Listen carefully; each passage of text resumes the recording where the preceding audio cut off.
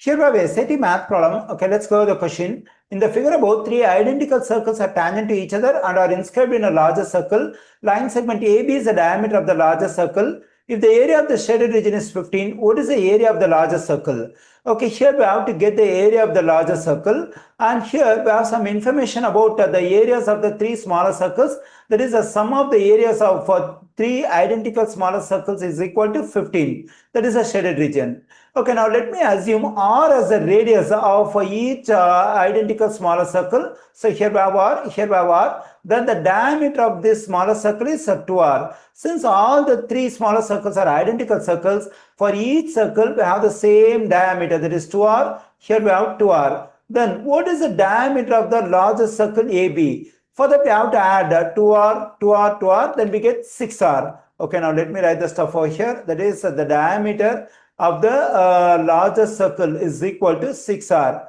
Then what is the radius of the largest circle? To get the radius of the largest circle, we have to divide its diameter 6R by 2. Okay, now let me write the stuff over here. That is the radius of the largest circle is equal to 6R divided by 2. When I divide this 6R by 2, I am getting 3R. So the radius of the largest circle is 3R. And we know the formula to get area of a circle, that is pi r square. Using this formula, we can get the area of the largest circle. Okay, let me write the stuff over here.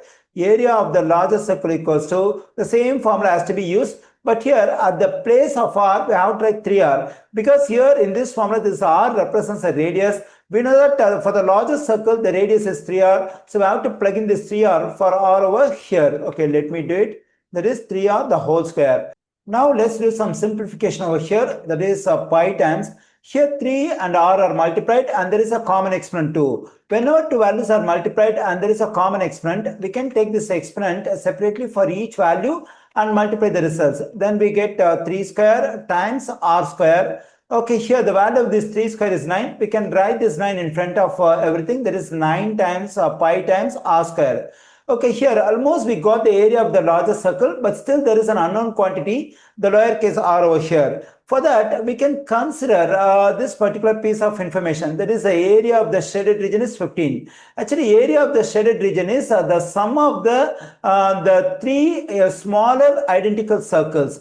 Okay, now let me get the area of one smaller circle. That is, area of smaller circle equals to pi times the radius square. Here the radius of the smaller circle is just lowercase r, then it has to be squared. So this is the area of one smaller circle. Now to get the sum of the areas of these three identical smaller circles, we have to multiply both sides of this equation by 3. Then we get 3 times area of the one smaller circle is equal to 3 times pi r square. Okay, here this 3 times the area of one smaller circle is equal to the sum of the areas of all three smaller identical circles. So that is a shaded region. So we have the area of the shaded region, that is 15. We can plug in this 15 for this stuff. Then we get 15 equals to 3 pi r square. Okay, now let me divide both sides of this equation by 3. Then this 3 will cancel out. Here 3 goes into 3 one times and 3 goes into 15 5 times.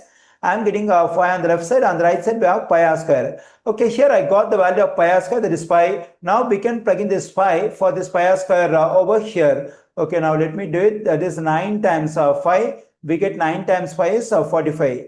Okay, here I got the area of the largest circle, that is 45 square units. We find this 45 in answer choice D. The correct answer choice for this question is D.